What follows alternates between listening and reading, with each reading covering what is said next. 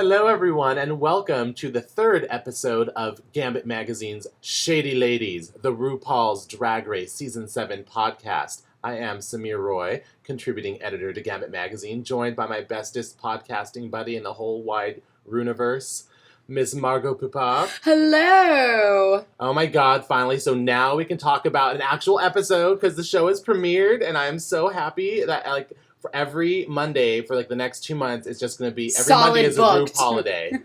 It's RuPaul holiday. Every Monday is a RuPaul holiday. Yeah, I had to quit my most recent job because my boss didn't understand what a RuPaul holiday was. So, if you don't understand that, you don't understand me, and I have to leave. I know. This has to be a regular part of my life. There has to be champagne and snacks and celebration.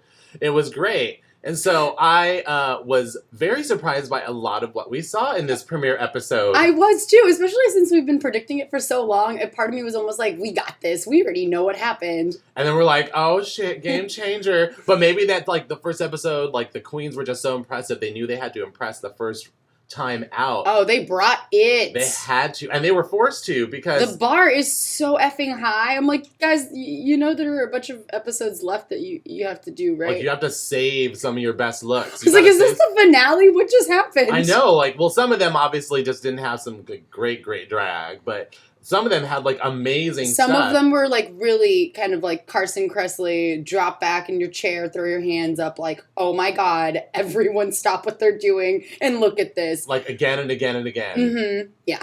And the people who gave that were not the ones I expected. Mm-mm. But in a way, you could kind of tell that maybe they would be those people, because the personalities right from the get-go were very clearly defined right from the introductions. The show begins yeah, we right definitely away felt with like we had a really good sense of who everyone was and what their skill set was and what they're going to be bringing to the show.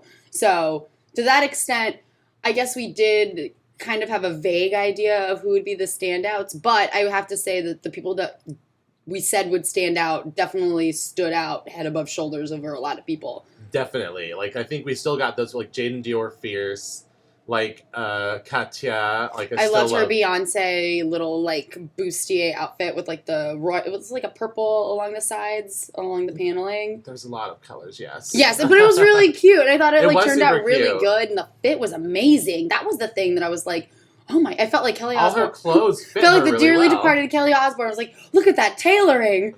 That's the only thing she ever had to contribute anyway. So. Yep. But nonetheless, yes, Jaden's looks were every one of them throughout the episode was actually perfectly tailored to who she was, as a person and as a body, Exactly. She got she already knows who she is. She's not still figuring it out, and she doesn't have some sort of generic personality in place anymore. Oh yeah, definitely. This is a real, fully realized character in Jaden Dior Fierce, and you could tell it right from the beginning. Ginger Minge is so hilarious. So hilarious. And all the one-on-one interviews, I'm I still don't think she's going to last too long. Like I said, maybe 5 or 6 episodes. I hope I'm wrong, because she's so funny. I want to see her talk and talk and talk. Everything. I just loved her introductory statement. She's what is she? It's I'm an overweight, asthmatic, cross-dressing chain smoker from Orlando, Florida, or something like that. I was just that is just the best intro. Oh my god. And Miss Fame, I love that. On Facebook, Sharon Needles was already posting close-ups of Miss Fame's face. She's oh, here's Miss Fame's audition tape, and it was a roll of tape. Because it was because in the picture in the show you could see Miss Fame's tape through the makeup. She didn't blend it over it. So you could totally see it when you saw her up close. Which is a total shame because the whole look was great. And she's a gorgeous stunning girl. Yeah, oh my goodness. Great Those looks. aquamarine eyebrows, I don't know where I would wear them out to, but I kind of want to borrow that idea for some reason. I like it. I want to try drag. Just to wear those I'm colors. down. Please, someone needs to. One of us should. But she is really stunning. Suddenly beautiful. And beautiful guy, too. As a guy, beautiful. And then as a girl, that wasn't too surprising. Oh my goodness. Just so pretty. Just kind of put together so well, but it looks effortless, in that weird Mariah Carey way where you're did you just wake up in a satin gown and just decide to come to Drag Race? I know, she's who was it who came in second? Was it Ginger Minge who came in second after, because Miss Fame was first in the room? And she's like, oh, it's called Hello Earth Queens. I come in peace. And she did not come in peace. Because when Max came in with Max's self-made newspaper with Max has arrived on the headline of his thing that he's clearly had specially made for this occasion. First thing Miss Fame does, and really it's the only really shady thing she does in the whole episode, but that one thing instantly set her apart as being like, okay, she wants to be head bitch in charge here. And she's going to do it by destroying this custom-made thing that this person probably spent a lot of time to create. I'll bet that article that she tore out of her paper to teach her a beauty trick to mop off the oil on your skin so you're not glistening too much. I'm like, well, you should have mopped some more makeup over that tape, honey. But, either way, I was like, damn, even Jaden was like, oh. That was just mean. You can just tell in her face. She didn't say that was just mean. Her face just said it all, which is why she's so great already. It was just like, oh my God, I cannot believe you just did that. And Max kind of took it in stride. Just I like Max a lot. I thought that she did a really great job. Just, I don't want to say holding it together, but because her look was very impressive in the runway too. I really liked it. Oh my God, the polio look with the that crutches. was hilarious. I was like, I bet Samir's because dying she's right old now. Hollywood and you had to worry about polio. Oh my God, that is so brilliant. You jinx, you owe me a Coke. I will. I'll get you that one. But yeah, I thought that was so funny. And I was like, it could have gone either way, but she sold it so well that you were just crying, laughing, and just it was such a good joke, perfect with her character. And I really like her character because we had even talked about how, oh God, who was that queen that dressed like a black and white picture, but she could step out of it. Was that Naples? Oh, that was Detox. Detox. Max has that kind of vibe. Exactly, and that's the vibe, kind of what we were saying about Pearl earlier before we started recording. That was kind of the vibe that I got from Max, is a little bit of Detox. Once you brought it up and I started looking into Detox's stuff from her season, I was like, huh. And then when she showed up with the newspaper, I was like, that's so clever. And I was like, that kind of reminds me of Detox. She stepped out. I was like, it's a perfect way to encapsulate your personality just as your quick intro to the other queens. Mm-hmm. And that's kind of the shade that I had gotten. And then when she brought out the polio thing, I was like, she's gonna fucking kill it. It's just gonna be so funny if she's already this clever to incorporate such an inside thing. My character's 1930s and you had to worry about polio, so here I come down the runway fabulously, but also with polio. Yes, it was so perfect. So I'm good. There's clips of her in that promo. I'm positive it's her where she's wearing the white gown and she has a bloody heart in a clear plastic box on a little white piece of satin puff or something. And I'm just I want to know what challenge that is for, because this is telling me she's going to be here for a little while longer and I'm liking what I'm seeing. But I love, even in Untucked, Ginger Minge was I don't know, it's Max is the Madonna of Drag Race. She's got a fake mole on her face, a fake British accent that comes and goes with the breeze. It's just oh my God, you just killed it all the way through. It was but it's true that she's but it's 100% true, so she said it. I was like, yeah, no, that's true. I'll give you that one. And Max admits it. She's it's an affectation. It's funny. I like what he does with his character. I just think it really still works. I feel it really works. I was actually kind of nervous before the whole show started, just seeing the intro videos, and we had talked about it too. How is it going to translate from challenge to challenge? I mean, we've only been through one challenge, but still. But there was also from the introductions, obviously, we go obviously I loved. I mean, we're going to go from there. We're going to talk a little bit more about those. But after that, when they go into their first challenge, which is actually a really big, huge mini challenge, or as Katya called it. So this isn't just a mini challenge. This is a maxi mini challenge with wings. Exactly. This is fucked up. This is we had to create 2 whole looks in a couple hours. Even Heidi wouldn't pull that shit on that runway. Is a lot to ask Make it for work. somebody right away, and it's right after they were introduced. But I loved Katya's introduction where she came in just with the fluent Russian flowing. And the full on Iron Curtain Russian red realness with the red balaclava with the insignia and on her corset and everything, and she just total complete package. Yeah, I was actually really surprised. There, really funny, great personality, is quick witted, and has the look completely down. So it was I was happy to see that she came in as well as I'd hoped she would come in. Mm-hmm. And continue to, because she also kind of did pretty well, I thought, with the fashion runway. Because the first mini challenge, as we were saying, was Mini maxi with wings. Yes, the maxi mini with wings was they had to do like it's like in honor of New York Fashion Week, right? They Which had I to thought was do really fun too. I was so happy about that. Spring and fall runway. Which I was like, bitch, that's mean. It was so much to do, and they had to pull it out of their like drag closet that they brought with them, and I'm like. Obviously, you couldn't expect them to just make 2 looks right then and there. No, I don't know how that would be physically possible within the time that they had. But there was a lot of impressive looks. I was really impressed with what they did. Like considering the time that they had, people pulled it all out. Like it was, there amazing. Were no prisoners, and everybody just went hard for it. Alaska as Anna Wintour on the runway. My pelvic exam is more thrilling than this. Like, just every comment is about how something's awful. But, like, because everyone had really good looks. But even she had to be like, okay, that's good. When Violet Chachki came out. Because even Violet Chachki's introduction look all in violet. Mm-hmm. With, like, kind of had, like, that Jinx Old Hollywood with the fox fur look from season 5. Uh-huh. Like that old Hollywood glamour kind of. She had kind of that style, and she's from Georgia. I think she's from Atlanta. Yeah, exactly. I loved it when Jasmine Masters was like, "Oh, you from Hot Atlanta?" She's like, "No one says that, but yes." She's like, "Oh, I love it, young bitch," and she's like, "Oh, I'm so jealous of you girls. I don't have any fat to push together to like make these boobs."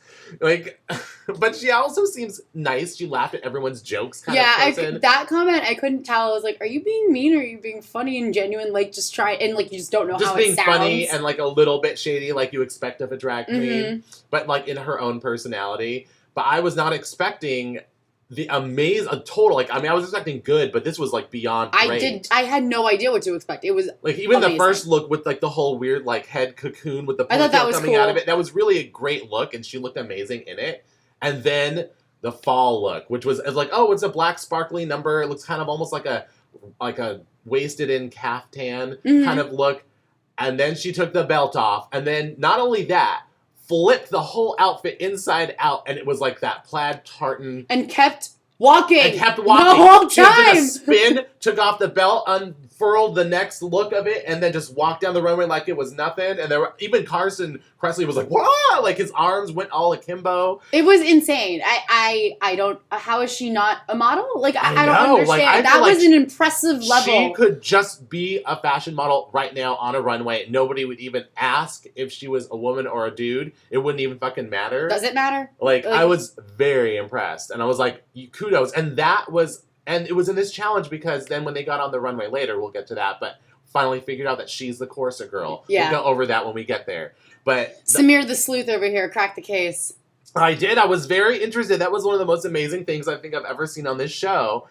Really, like, it was so good. So I'm like, I had to know who it was, and I was looking for clues throughout this episode for who it was. And it wasn't until I didn't even think to look. I really didn't even think to look for it or, like, what to look for. I didn't even remember the tattoos from the corset chick that walked in. Yeah. I don't remember any of these details, but...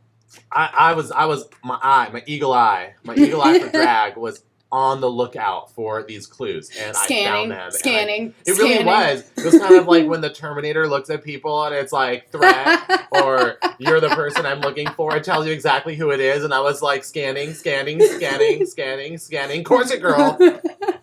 Found it. It's a very interesting program in my head that automatically did that. But it's there, and it happened, and I figured it out, and I'm very happy that I did, because now my heart can, like, finally stop beating so fast until I figured it out. It's done. Anyway. But yes, that was the most impressive.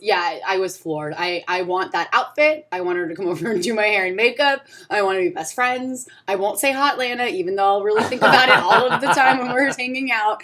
But yeah, I mean, I watched it like 3 or 4 times, and then, like I told you earlier, I found a gif of it. I was like, yay! It was just what we need in our lives. Exactly, because I could watch her fucking flip that collar off and then turn that black sparkly kaftan into a dope ass, like, I don't know, sex equestrian dominatrix. Like, it was so amazing. You just want it. You just want to wear it all day. It looks comfortable for some odd reason. Like, yes. it was a great look. It was awesome. And if anybody on Project Runway made something like that, I'd all of the judges would just like stand up and tell all of the other contestants that to go home. They would all jizz in their pants, literally. I think that would be the Michael thing Kors would have had a heart attack. I know, they would have had to call the ambulance in for that poor old little like Oompa Loompa. That orange tan, man. Oh my goodness. He's not there anymore anyways. He's not on the show. It was him with somebody. Who knows who the hell it is It doesn't matter. But I don't watch his it. I orange watch face. this. And this is like so much more entertaining. But you know what else we saw a little bit more of was Pearl. And it closed, and it's like the Paris Hilton look. He doesn't really even mention that. He says he's a robotic Stepford wife, like something. Right, I remember him saying that in the interview introduction that he like... A robotic Stepford wife bitch, I think, or something. It's kind of a generic description. But kind of like a robot, like basically a robot housewife was essentially what I got, and I was like, really? I don't see that in your looks. I see like, because I would expect more of like, if you were going to be a robot housewife, I would expect you to dress more like Kennedy Davenport, who's like adorable little like orangey frock that she wore. Yeah. Like that to me is like Stepford housewife, but like That's actually attractive and not like a moo-moo, you know what I mean? Like like the way that he dresses, I definitely a lot like Max, I see more and more shades of like Paris Hilton, not in a bad way, because like she does actually have good clothes. She's just a bird person, but it's a fun like it's a fun on drag because it's like the blasé attitude that like I'm over it, rich girl, like the Dizzy heiress kind of, but like the modern Dizzy heiress, she's like she's. I don't pronounce the H. I mean, I think it's just the color palette, essentially, that, like, just kind of reminds you of Paris Hilton. With the blonde hair. The blonde hair, the pink clothes, with the beige, and like, then the even pose. what RuPaul said, he's like, it's like a runway on Ambien. Yes, thank you. Like, it was so that, it was such a, I thought and it was a really fun And then she came out on the runway with headphones on, and Paris is now, like... with, like, this sort of Sharon Needles goth mixed with Paris Hilton. Yes. Life. And I thought it actually really worked. I really loved it. I thought it was fine, but that was great. That to me kind of sold the whole thing, is like, yeah, no, I get more Paris Hilton than Stepwife. Yeah, and like she's a hit on the RuPaul's Drag Race Reddit. Like a lot of people are like all about Pearl, and I'm like, well, when you saw her in Untucked, she like was sort of like had like a nice sense of humor. She was congenial. She still had her personality, but she was surprised when people thought that like she was kind of cold. She's like, well, that's your look, so that's what we got from you because that was like your look. But I loved how she entered when she came in. She came in with the blasé attitude and like the head turned to the side. And she's like, sup.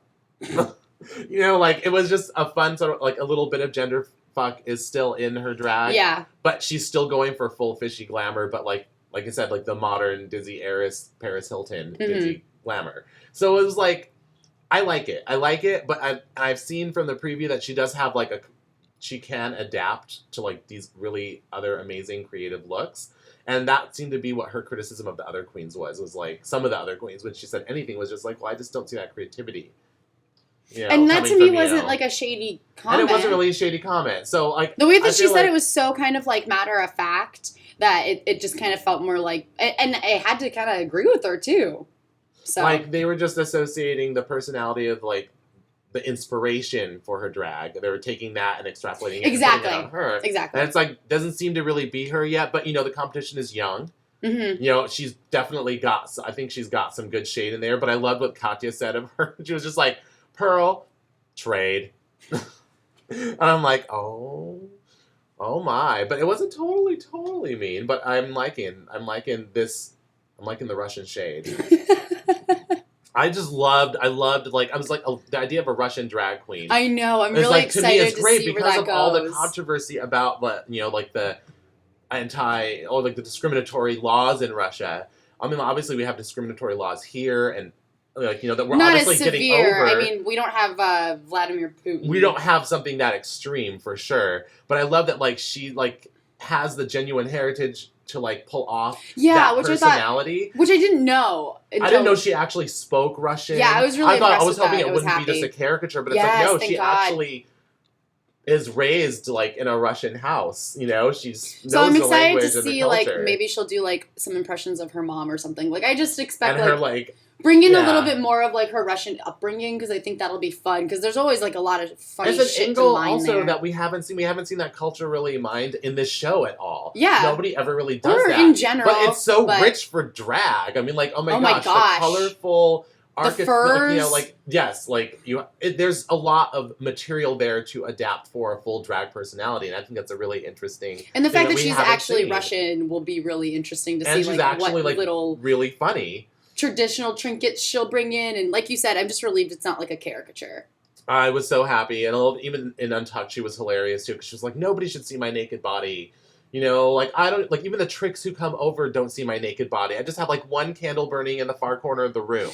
I have the body of an Irish, rock climber at 55. I was just nobody needs to see this. But the look on the runway was actually pretty awesome. Irish rock climber? That's what he said his body was like. But then he totally busted out. That's probably one of the best, I don't know, backhanded insults I've ever heard. It's so specific. I love it. He was just no, you are so adorable. I would totally fuck you. But tricks don't see me when they come over. I only have one candle lit in the corner. I know, it was so good. And it's just right off the cuff, he comes up with that. So I was like, okay, you're good. I want you to be here for a while. It's hilarious. And with the long blonde hair, because the runway was, oh my gosh, this final, the actual full challenge. Oh, okay. This is what we're moving on to. Yes, we have to, because there's so much to talk about there, too. I know. I was like, wait, which part are we on right now? The concept of the actual challenge of the episode was, what was it? Tearaway resort wear with a nude illusion beneath. It was just oh my god, and that was after Jane Dior Fierce had already been hashtag too much. It was that's a lot. That's a lot to do. You have to create the nude illusion underneath, but you also have to create resort wear that's a tearaway. Yeah. I think resort wear tearaway is already a big enough bitch of itself. I was just this is not going to be easy. And clearly, Tempest Azure, the tallest one, had the most trouble. And she's a costumer. I know, but I feel like that happens every single time. If someone says that this is their strength, that's always the thing they seem to suck at. It's some weird way. With this challenge, I guess it was too much of a challenge for her because that character he had actually lost a ton of weight. They said that when he applied to be on the show before, he was 400 pounds. Mm-hmm. And it was I want to change my life. I want to be healthier. My children's lives are worth more than eating that bucket of chicken, I think is what he said. And it was just, he already had the sad story. He was talking about his family. I was oh, this isn't that's good. never good. This isn't good. This doesn't look good. But he said that he lost all this weight and he got on the show this time and it was not good. I was sad. All the looks were bad. All from the mini challenge, the maxi mini challenge with wings. That even in that, the looks weren't good. And then in this, it wasn't good. And the tearaway was not even fitting. The bodysuit didn't fit. It was just exactly. So many things were I wrong. was like, the body. It was just the fit was funky once the tearaway got out of the way. The whole thing was just. I don't know if it's a height thing or maybe still trying to sew for your new body or what, but everything just didn't look like it fit quite right. And I was so sad because I really wanted her to go far. And it was a disappointment just because I had followed her on Instagram and saw all of her costumes and they're really well put together and really well tailored. I know, and she looks even great. said when she packed, she was oh. I just felt I like have it so many good looks here that not going to get a chance to show. I'm because at this point, sorry, I'm not trying to be a spoiler, but we all know that she went home. Oh, so, yeah. I mean, if the tone of our voice didn't immediately give it away. She's not going to be around in the future episodes. Yeah, her looks were not good on any of the runways. It was really sad. But I actually loved Katya's, Russian hippie chick. With the long blonde hair, covering the front, Mm-hmm. that was the illusion. It wasn't a bodysuit. That was smart. It was really perfectly placed hair that stayed where it needed to, and then she showed her ass. Yeah. And then she bent over so that her cheeks were spread for the judges. It's when in doubt, show them your asshole. I was just okay, I like you. New rule. I like you even more. You're great. And who else was obviously Violet's actual look was good. But then she just kind of went fully nude with just a piece of duct tape, Mm-hmm. And didn't make Michelle Visage very happy, but so strong overall that it was really impossible not to give her the win for the week. It was And overall, I thought she definitely had it in the bag. Yeah, I feel like she earlier. nailed in the illusion part of the tearaway, which was fine. I was like, whatever. I still just She loves to be nude. She's still at that phase of her life. It's genuine to who she is now. Yeah. It's something that, you know, like they even said in Untucked, Kennedy Davenport was like, you know, like, I know, I understand that we come from two different drag worlds, you know, that, like, if this is okay, like, you know, in, you know, the drag world in which you came up, but in my generation, that's a no-no. You know, you don't do that. But that wasn't, like, trying to be mean or shady. No, Violet she's seemed a little hurt by it, but I think But I think it comes from a good place, because also Kennedy Davenport is, like, super old school. Like, she believes a lady should be seen and not heard.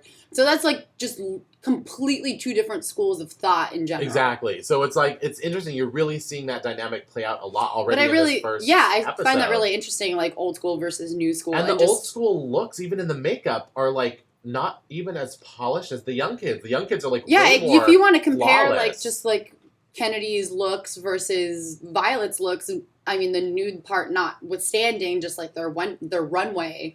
I mean, Kennedy Davenport came out in that, like I was talking about earlier, that orange, like, creamsicle kind of, like, Mad Men-y, like, flowy dress. It was beautiful. Really beautiful. But then, you know, you see what Violet's wearing, and she's wearing something that's, like, pretty avant-garde, and it's like a 2-in-1, and I mean, it's a really fabulous look that I don't think Kennedy would ever feel comfortable in, and vice versa. Like, Violet would never feel comfortable in that orange creamsicle dress at all either, because it's not their respective styles. They're both from the South, and you could consider them Southern belles, I suppose, in certain ways, but they couldn't have been two more different drag queens. But I think that they can both learn a lot from each other. Yeah, there's definitely. I think it's going to be so much fun. If she just doesn't, if she hopefully doesn't take, like, whatever Kennedy Davenport says the wrong way. We'll see going forward. It seems like exactly. they all were That's kind of taking it in stride, except for Sasha Belle. Sasha Belle apparently didn't understand the challenge, and she just wore, like, sort of like a nude colored leotard with, like, some jewelry and stuff. So there wasn't a nude illusion. It was just like she just put on a nude bodysuit, and it was like. So everyone was like, she's like, I'm sorry, I didn't understand the challenge. And then RuPaul just shut that excuse down right away. She's like, oh, well, to be honest, every girl was told the same thing.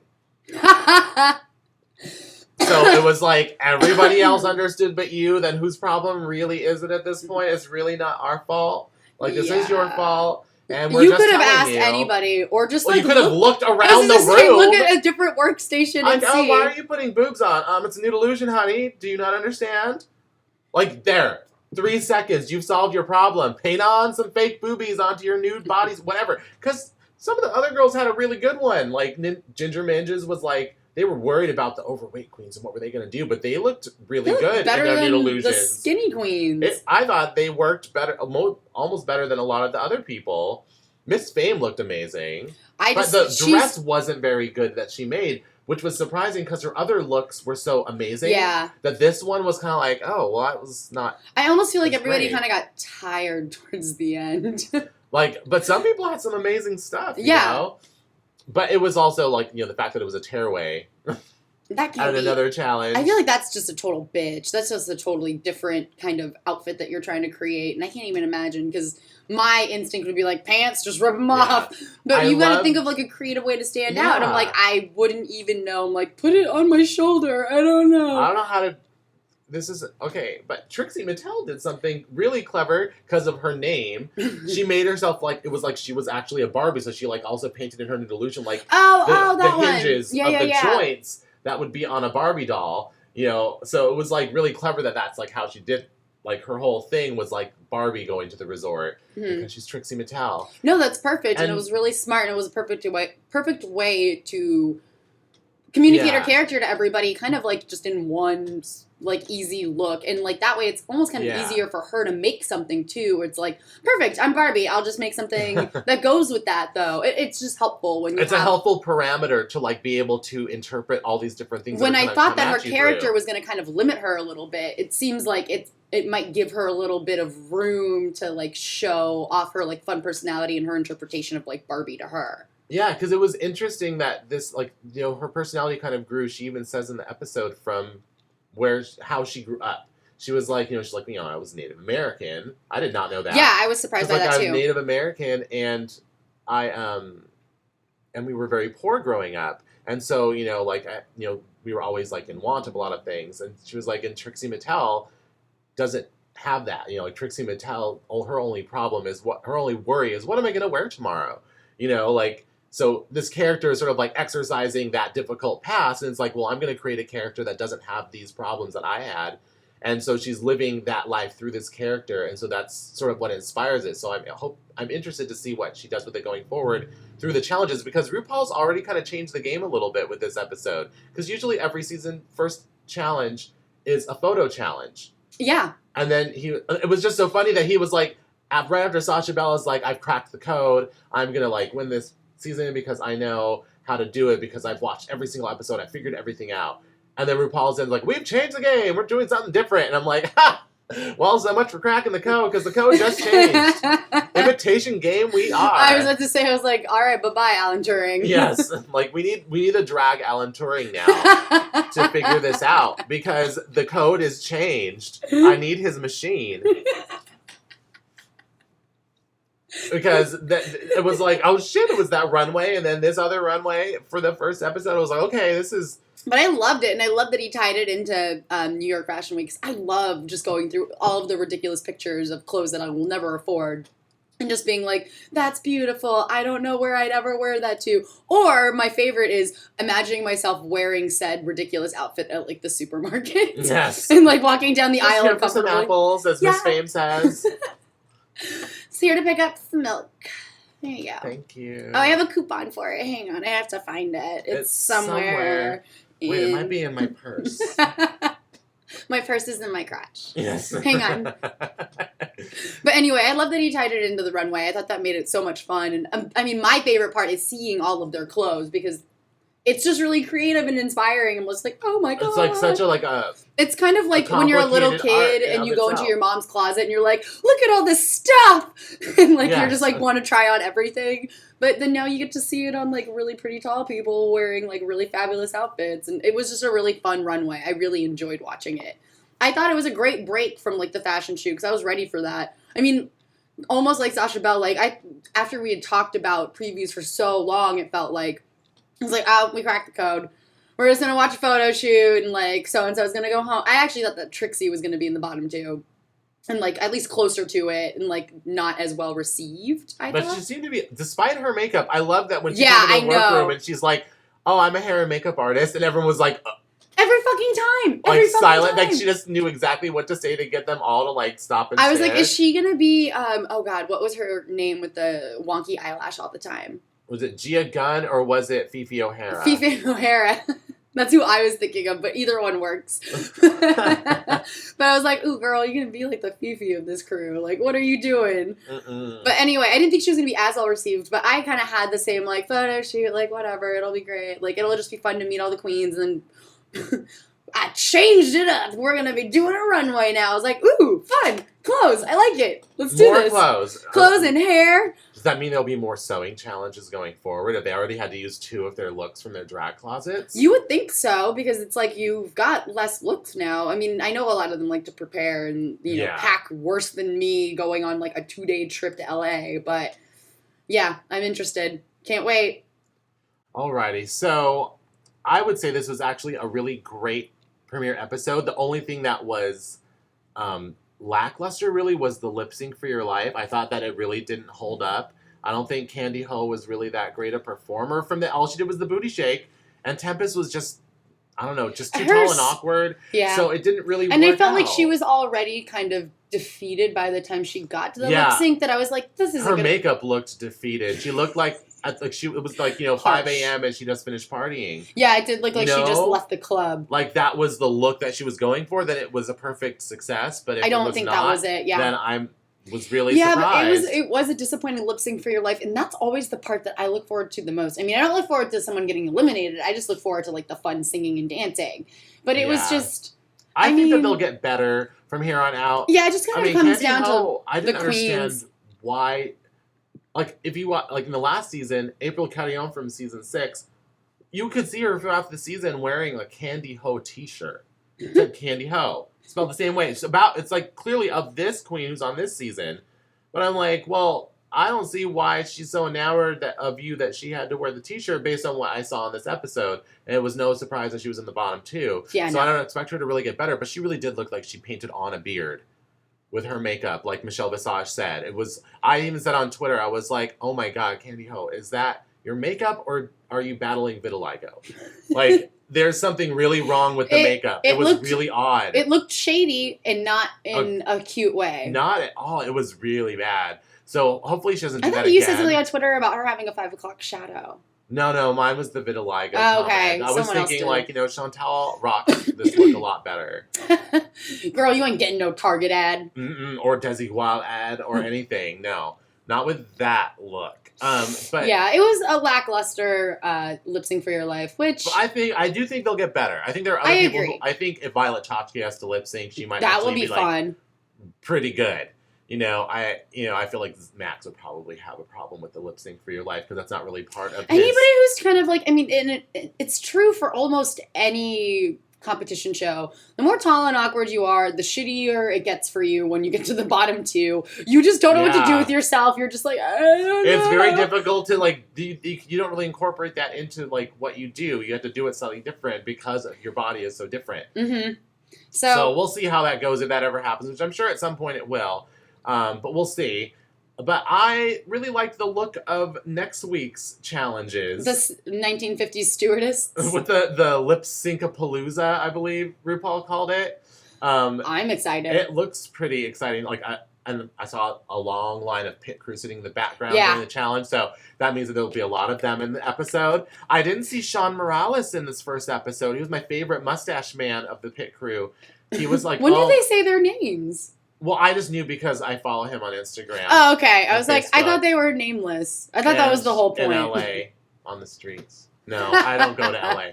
So I haven't seen him at all in person. But he's like the one I have the biggest crush on the show. But they did replace him with a hot ginger. Wait, he got replaced? I don't know if he's replaced, but he wasn't in the first episode. But they have another new pit crew member who's this really hot ginger dude. It's really weird to hear the words hot and ginger in the same sentence. Oh my gosh, she's so beautiful. And I was really sad that they had to black out like their nudeness. Aww. When they came out to announce that it was a new challenge and the pit crew came out with like black bars and came out totally naked. I'm like, oh, finally you showed them totally naked. And we can't see it. Where's the unedited version? Oh, I'm sure it wasn't. They weren't. Totally I know they couldn't. But some point, maybe when it's on DVD, we'll have to buy it because that's like the only time you'll ever see the pit crew naked. Well, unless I think the only time you'll see the pit crew naked is if you sneak into their dressing room and watch them change. That's not going to happen. They're not going to do that. Oh, let's not say it out loud. Maybe not this Samir, but us Samir might possibly do that. I don't know. Well, I don't. No. Mr. Samir, no home. No, but I am still excited to see next week's episode. Luckily it's soon. Yeah, we're not talking about an episode that's going to air in a month from now anymore. I know, we don't have to wait that long, but I'm an extremely impatient person when it comes to television I actually like to watch. So that's why it's just like, my heart beats so fast all week until it's here. I know, they should just get on Netflix so we can just binge watch every season. I know. What I mean, like, Netflix should buy them, produce the show from here on out so that we can just get complete seasons every single time once they're done shooting. Yeah. I would love that. That'd be great. I would, but because then that would also mean that the live finale in Vegas would be sooner.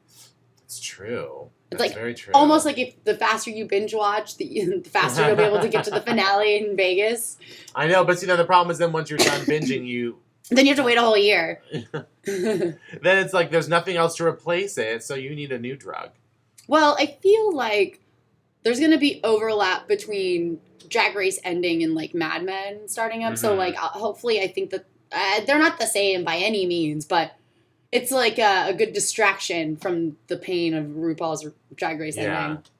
I know. But then Mad Men's ending, so I'm just going to be a freaking wreck this spring on top of having allergies. Oh, I'll help. I'll get you through it. Yeah. We can go through old seasons of Drag Race again. Okay, good. I like that plan. Well, I hope you have enjoyed this latest episode when we finally get to cover the premiere of RuPaul's Drag Race.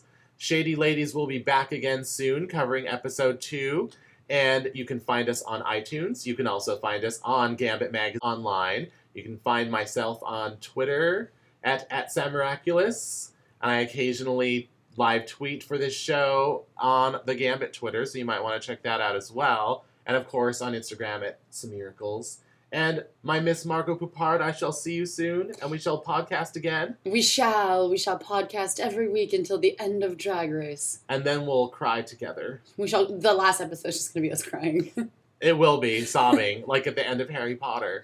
Aww. Well, I don't know. Well, this is season 7. There was 7 Harry Potters. That is kind of really good. I hope it's, like, not the last Drag Race. It better not be. And if it is, they better split that shit up into 2 parts. No, they better not. I don't want that shit. I just want a whole new season next year. And that's what's going to happen because I think this show's still really popular, even though they seem to be cutting corners. I could have sworn that I saw that they got renewed till, I course. forget, like... They have to till be. forever, till, like, the robot uprising. I feel like there's going to be such a huge, like, controversy amongst the whole gay community and drag community and LGBTQ community. I guess the real question is like, what country will Rue take Drag Race to next? Will it go to Great Britain or not? Did Michelle Visage win Big Brother? I don't know. I didn't even follow it. I didn't either. As soon as Perez got eliminated, I was like, good. That's the only thing I really wanted to see. It's the only happen. investment I have in this. But nonetheless, follow us, and we will follow Drag Race. And then we will report back to you. Alrighty. Good day, all. Aloha. Aloha. Full circle.